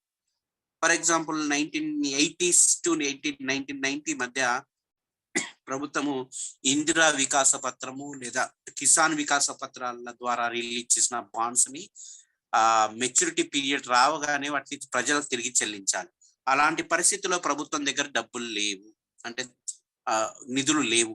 అలాంటి పరిస్థితుల్లో ప్రభుత్వం ఏం చేసింది, సెంట్రల్ బ్యాంక్ నుండి కానీ ఇతర నాన్ బ్యాంకింగ్ ఫైనాన్షియల్ ఇన్స్టిట్యూషన్స్ కానీ ట్రెజరీ బిల్స్ ను ఉపయోగించుకొని తమ డిపాజిట్ లో ఉన్న దానికంటే ఎక్కువ ఓవర్ డ్రాఫ్ట్ అంటాం మనం, ఎక్కువ మొత్తంలో నిధుల్ని రిలీజ్ చేయించుకొని వాటిని తిరిగి చెల్లించడానికి ఉపయోగించింది అంటాం. దీన్నే రుణ చెల్లింపు వాయిదా లేదా రీఫండింగ్ అంటాం. కాబట్టి పాత బాండ్స్ అంటే మెచ్యూరిటీ వచ్చిన బాండ్స్ స్థానంలో కొత్త బాండ్స్ రిలీజ్ చేయడం, ఆ విధంగా చేయడం ద్వారా కూడా ప్రభుత్వం తన రుణాన్ని తిరిగి చెల్లించవచ్చు. The second one is conversion of public debt. ఈ జనరల్ గా ప్రైవేట్ ఇండివిజువల్స్ కానీ ప్రైవేట్ ఆర్గనైజేషన్స్ కానీ ఇది పాసిబుల్ కాదు, కానీ ప్రభుత్వానికి కొన్ని సందర్భాల్లో పాసిబుల్ అవుతుంది. ఏంటి అంటే in this method the new debt replaces old debt. For example the higher rate of interest loans can be converted into lower rate of interest loans. మనం ప్రభుత్వము రుణం తీసుకున్న సమయంలో అత్యధికంగా వడ్డీ రేట్లు ఉన్నాయి. ఇప్పుడు మార్కెట్లో ఫ్లోటింగ్ రేట్స్ రావడం వల్ల రిజర్వ్ బ్యాంకు వడ్డీ రేట్లు తగ్గించడం ద్వారా ప్రభుత్వము అధిక వడ్డీ రుణాలు తీసుకున్న ఆ రుణాల్ని తక్కువ వడ్డీ రుణాలుగా ఇప్పుడు మార్చి తక్కువ ఇంట్రెస్ట్ పేమెంట్ చేయొచ్చు. దాన్నే రుణ పరివర్తన అంటాం మనం, రుణ పరివర్తన అంటాం. When the rate of interest falls, it may convert the old loans into new ones at a lower rate in order to minimize the burden. So the obvious advantage of such conversion is that it reduces the burden of interest on the taxpayers or the government. కాబట్టి ఈ విధంగా చేయడం ద్వారా అధిక వడ్డీ రుణాలని అల్ప వడ్డీ రుణాలుగా పరివర్తన చెందించడం ద్వారా ప్రభుత్వం పైన రుణ భారం తగ్గుతుంది. అయితే the success of conversion depends upon some factors: the credit worthiness of the government, the maintenance of adequate stock of securities, the efficiency in managing the public debt. కాబట్టి ప్రభుత్వము తిరిగి రుణాన్ని చెల్లించే సామర్థ్యం పైన ఆధారపడి కన్వర్షన్ ఆఫ్ డెట్ ఉంటుంది. For example ప్రభుత్వం అధిక వడ్డీ రుణాల్ని అల్ప వడ్డీ రుణాలుగా మార్చింది. ఈ అల్ప వడ్డీ రుణాల్ని అసలుతో సహా వడ్డీని పూర్తిగా తిరిగి చెల్లించే స్తోమత స్థితిలో ఉంటే ప్రభుత్వం ఆ విధంగా డెట్ కన్వర్షన్ చేయొచ్చు, లేకపోతే సాధ్యం కాదు. కాబట్టి దానికోసం అడిక్వేట్ స్టాక్ ఆఫ్ సెక్యూరిటీస్ ప్రభుత్వం దగ్గర ఉండాలి. ప్రభుత్వం దాన్ని చేయించడానికి అధికంగా మళ్ళీ సెక్యూరిటీస్ బాండ్స్ ని మార్కెట్ లో రిలీజ్ చేసి సేకరించిన అమౌంట్ ను ఉపయోగించి ఫండ్స్ ను ఉపయోగించి ఈ తక్కువ వడ్డీ రుణాలుగా మార్చిన దాన్ని తిరిగి చెల్లించవచ్చు. ఇలాంటి స్తోమత ఉన్నప్పుడు మాత్రమే, ఇలాంటి సిచ్యువేషన్ ఉన్నప్పుడు మాత్రమే డెట్ కన్వర్షన్ ద్వారా విజయాలు లేదా అనుకూల ప్రభావాలు ఉంటాయి. Next one is sinking fund. It is also known as దీన్ని విమోచన పద్ధతి అంటాం మనం. So the certain amount of money is credited by the government to this fund regularly. అది 15 రోజులకు ఒకసారి కావచ్చు, నెలకు ఒకసారి కావచ్చు, క్వార్టర్లీ కావచ్చు, హాఫ్ ఇయర్లీ కావచ్చు, లేదా ఇయర్లీ కావచ్చు. ప్రభుత్వం ఏం చేస్తుందంటే తాను తిరిగి చెల్లించాల్సిన రుణాన్ని తిరిగి చెల్లించే సమయం వచ్చే నాటికి ప్రభుత్వము ఒక నిధిని ఏర్పాటు చేసి వాయిదా పద్ధతిలో ఆ నిధికి జమ చేసుకుంటూ పోతుంది. ఆ రుణ కాల పరిమితి తీరగానే ఈ జమ చేసిన సింకింగ్ ఫండ్ నుండి తిరిగి చెల్లించడానికి ఉపయోగించవచ్చు నాన్న. దీన్నే సింకింగ్ ఫండ్ అంటాం నాన్న. యాక్చువల్గా ఈ పద్ధతిని మొదటిగా ఇంగ్లాండ్ లో వాల్పోల్ దీన్ని ఉపయోగించాడు. Later it was adopted by most of the countries in the world including India. కాబట్టి ఇప్పుడు ప్రభుత్వాలు భారతదేశంలో కూడా దీన్ని చేస్తున్నాయి. అయితే ఇక్కడ సింకింగ్ ఫండ్ మళ్ళీ 2 టైప్స్ ఉండొచ్చు నాన్న. Certain sinking fund and uncertain sinking fund అని ఉంటాయి. నిశ్చిత విమోచన నిధి, అనిశ్చిత విమోచన నిధి అని 2 రకాలుగా ఉండొచ్చు నాన్న. కాబట్టి for example certain sinking fund అనుకోండి, the government credits a fixed sum of money annually. ఇప్పుడు ప్రభుత్వం వాయిదా పద్ధతుల్లో తప్పనిసరిగా ఒక ఫిక్స్డ్ అమౌంట్ ని ఆ ఫండ్ కి జమ చేస్తూ పోతుంది. దాన్ని సర్టెన్ సింకింగ్ ఫండ్ అంటాం. అన్సర్టెన్ సింకింగ్ ఫండ్ అనేది ఒకటి ఉంటుంది. And amount is credited when the government sources a surplus in the budget. Say when the government secures earns a surplus in the budget. కాబట్టి ప్రభుత్వ బడ్జెట్ లో మిగులు ఏర్పడిన సమయంలో మాత్రమే ఆ మిగులును తీసుకుపోయి ఫండ్ జమ చేస్తుంది. మిగులు లేకుండా డెఫిసిట్ ఉందనుకోండి, లోటు ఉన్నట్లయితే దాన్ని ఫండ్ కు జమ చేయదు. ఇప్పుడు మన ఇంట్లో కూడా అట్లా చేస్తాం నాన్న. మనం ఒక ఫండ్ ఏర్పాటు చేసి ప్రతి నెల ఒక 10 రూపాయలు, ఒక 100 రూపాయలు మన ఇంట్లో మన పెద్దవాళ్ళు జమ చేస్తూ ఉంటారు. అట్లా కాకుండా గాలిపాటు లాభాలు కానీ లేదా అత్యధిక ఆదాయాలు వచ్చే సమయం కానీ ఎప్పుడైనా వస్తూ ఉన్నట్లయితే అప్పుడు వచ్చిన సమయంలో మాత్రమే ఫండ్ కి జమ చేస్తూ పోతుంటారు. ఆ విధంగా సింకింగ్ ఫండ్ 2 రకాలుగా ఉంటుంది అనమాట. Certain and uncertain sinking funds. Next నాన్న క్యాపిటల్ లీవీ. ఈ క్యాపిటల్ లీవీ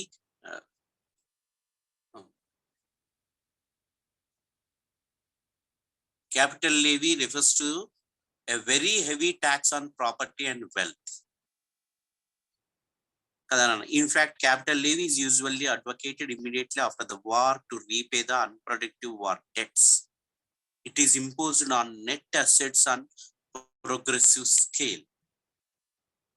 కాబట్టి ప్రభుత్వము యుద్ధ పరిస్థితులు కానీ, భూకంప పరిస్థితులు కానీ, వరద, క్షామం లాంటి పరిస్థితులు ఏర్పడినప్పుడు ప్రభుత్వం తప్పనిసరిగా సంపద పైన కానీ లేదా ఆస్తుల పైన కానీ విధించే పన్ను పరిమాణాన్ని క్రమంగా పెంచేస్తుంది.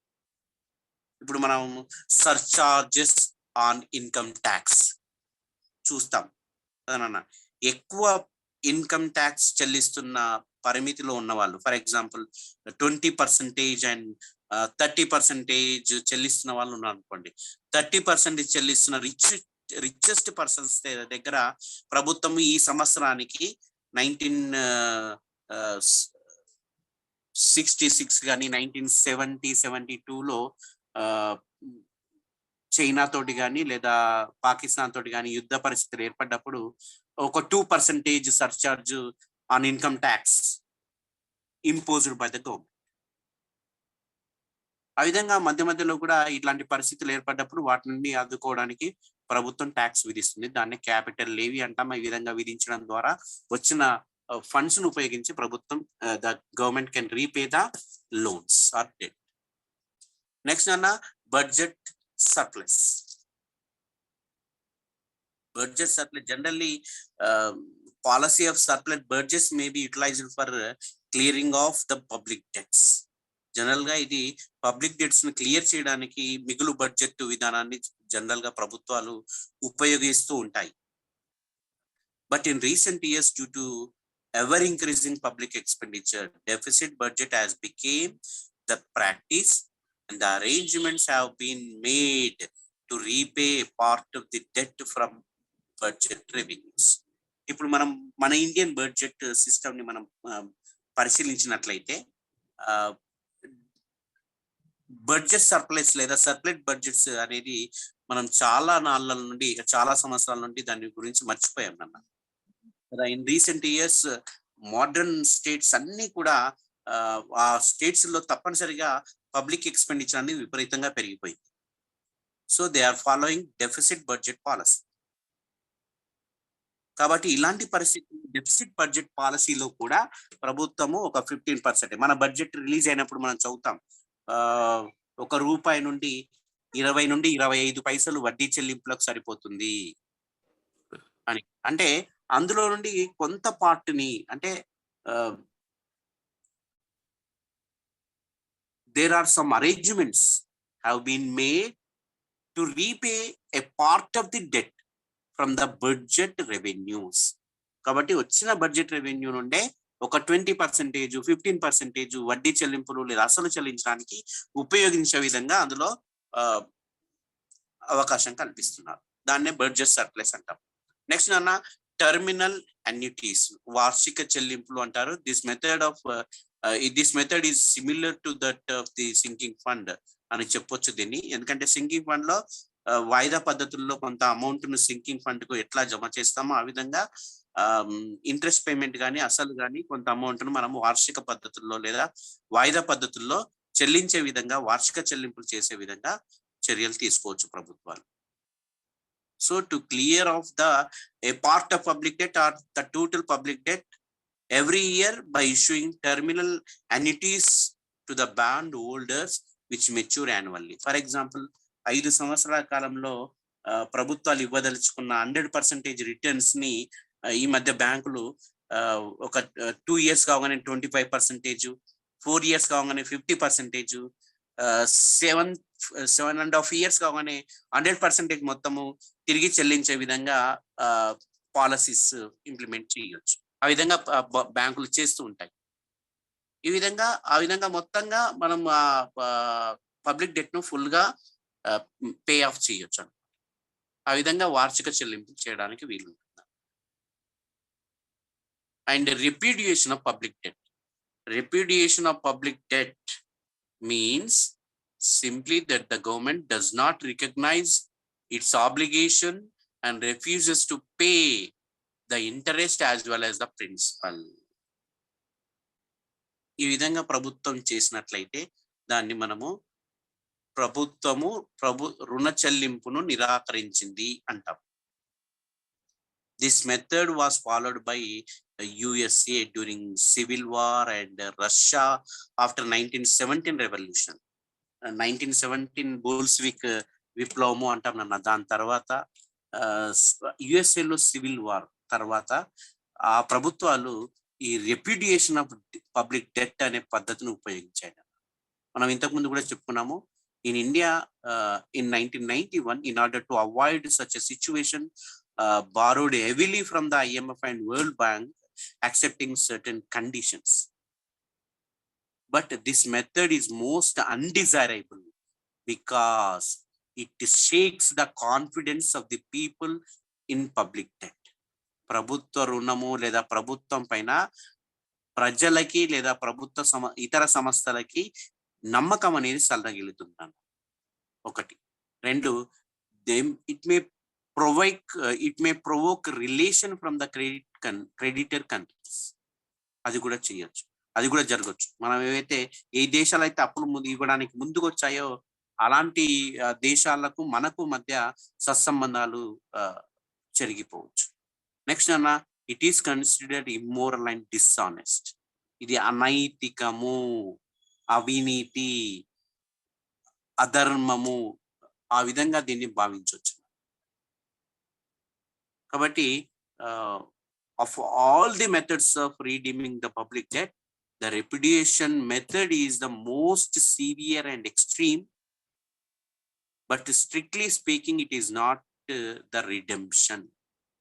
ఇది తిరిగి చెల్లించడము అని చెప్పలేము. దీన్ని రుణ విమోచన పద్ధతి అని చెప్పడానికి లేదు, కానీ ఉపయోగిస్తాం దీన్ని కదా నాన్న. ఎందుకంటే ప్రభుత్వం చెల్లించడానికి నిరాకరిస్తుంది కాబట్టి తిరిగి చెల్లించే పద్ధతి ఎందుకైతుంది? ఇది కాదు కదా. కాబట్టి repudiation of public debt is considered as not redemption of public debt అని చెప్పొచ్చు. నెక్స్ట్ అన్న, ఇంతకుముందు మనం ఒక చిన్న ఇంతకుముందు చెప్పుకున్నట్లన్నా డెట్ ట్రాప్ మన మధ్యలో డిస్కషన్ వచ్చింది. ఒకటి రుణ ఊబి అనే డిస్కషన్ వచ్చింది మనకి. ఈ రుణ ఊబి అంటే debt trap is a situation where the total indebtedness of the country keeps on mounting and there is no possibility at its downturn కదా నాన్న. కాబట్టి ఆ విధంగా ప్రభుత్వము కంటిన్యూస్ గా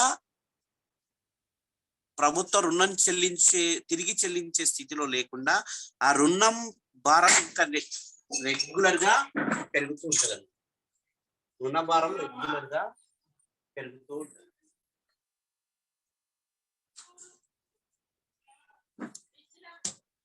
ఓకే, సో నాన్న, so this is debt trap అంటాం. కొత్తగా రుణ సేకరణ చేయకుండా, చెల్లింపు వాయిదా వేయకుండా ప్రభుత్వం తన రుణభారం వదిలించుకోవడము, అందుకు అయ్యే వ్యయం భరించడం సాధ్యం కాని స్థితిని రుణ ఊబి అంటారు కదా నాన్న. కాబట్టి so these are the various topics we have discussed in public debt. Okay nana, yeah, next these are the advantages of public debt nana. మనం తిరిగి ప్రభుత్వము రుణ భారాన్ని తిరిగి దింపుకోవడము లేదా రుణాన్ని తిరిగి చెల్లించడం వల్ల ప్రభుత్వానికి ఎలాంటి అడ్వాంటేజెస్ ఉంటాయంటే, it saves the government from bankruptcy, దివాలా తనము నుండి ప్రభుత్వాన్ని కాపాడతాయి. Next, it discourages extravagant expenditure of the government, విచక్షణ రహితంగా ఖర్చు పెట్టడము అనే స్థితిని నిరుత్సాహపరుస్తున్నాయి. కాబట్టి ఆ విధంగా విచక్షణ రహితంగా ప్రభుత్వం ఖర్చు పెట్టకుండా జాగ్రత్త పడవచ్చు. It maintains the confidence of the lenders, రుణదాతల్లో ప్రజల్లో రుణం ఇచ్చిన బ్యాంకుల్లో నమ్మకం కలిగిస్తుంది ప్రభుత్వం పైన. And it reduces the cost of debt management cost ను తగ్గించడానికి లేదా రుణ నిర్వహణ వ్యయాన్ని తగ్గించడానికి ఇది తోడ్పడుతుంది అని. తిరిగి చెల్లించడం వల్ల ఆ వ్యయాన్ని నిర్వహణ చేయడానికి అంతగా ఖర్చు పెట్టాల్సిన అవసరం లేదు.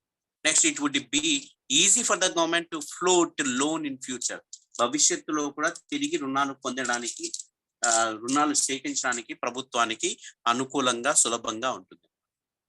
And it saves posterity from the burden of debt when it is redeemed at an early stage. రుణభారం వల్ల ఏర్పడే ప్రతికూలతలు ఏవైతే ఉంటాయో, అననుకూల పరిస్థితులు ఏమైనా ఉంటాయో అలాంటి వాటిని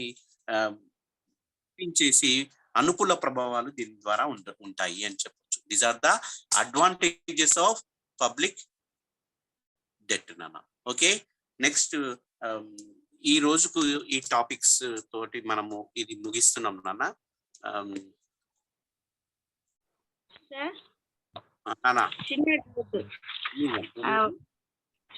రుణ విమోచనం చేసేటప్పుడు ఎక్కువ వడ్డీకి తీసుకొని మళ్ళీ తక్కువ వడ్డీకి పే చేస్తే ప్రజల నుంచి వ్యతిరేకత రాదా సార్? వస్తుందన్న. అయితే ఎట్లా అంటే, ఫర్ ఎగ్జాంపుల్ ప్రభుత్వము బాండ్స్ రిలీజ్ చేసే నాటికి 5 సంవత్సరాల కాలంలో తిరిగి చెల్లిస్తారని ప్రామిస్ చేసి, 5 సంవత్సరాల కాలంలో తిరిగి చెల్లిస్తామంటే ఎక్కువ ఇంట్రెస్ట్ రేట్ ఇస్తున్నట్టుగా భావించాలి మనం, అంతే కదా నాన్న. అయితే 1-2 years తర్వాత ప్రభుత్వం సిచ్యువేషన్ బాగాలేదు. అలాంటి పరిస్థితుల్లో ప్రభుత్వం ఏం చేస్తుందంటే, నేను తిరిగి చెల్లించలేను అనే రెప్యూడియేషన్ ఆఫ్ డెట్ అని నేను చెప్పట్లేదు, కానీ మీకు ఇస్తానన్న 5 సంవత్సరాల్లో కాదు 7.5 సంవత్సరాల్లో తిరిగిస్తాను అని ప్రభుత్వం వాగ్దానం చేస్తుంది. అయినా సరే పర్లేదు, డబ్బులు అయితే కనీసం వచ్చేస్తాయి విత్ ఇంట్రెస్ట్ తో అనే ఉద్దేశంతో మనం ఒప్పుకుంటాం జనరల్ గా. దాన్ని ఏమంటాం మనము, అధిక వడ్డీ రుణాలని తక్కువ వడ్డీ రుణాలుగా మార్చడం. ఆ విధంగా ప్రత్యక్షంగా మనకు కనిపించదు, కానీ ప్రభుత్వం అలాంటి ఆ సిచ్యువేషన్ అట్లా క్రియేట్ చేస్తుంది మనం యాక్సెప్ట్ చేసే విధంగా. దీనివల్ల ప్రభుత్వం పైన కొంత నమ్మకం సన్నగిల్లుతుంది, కానీ ప్రభుత్వం ఆ విధంగా చెయ్యొచ్చు. There is a source for the government అన్నమాట. Okay sir, right. ఎనీబడి ఇంకోరైనా నాన్న ఏమైనా డౌట్స్ ఉంటే అడగండి బిడ్డ.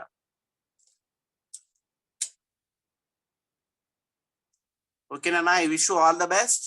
Will meet again. Thank you, sir.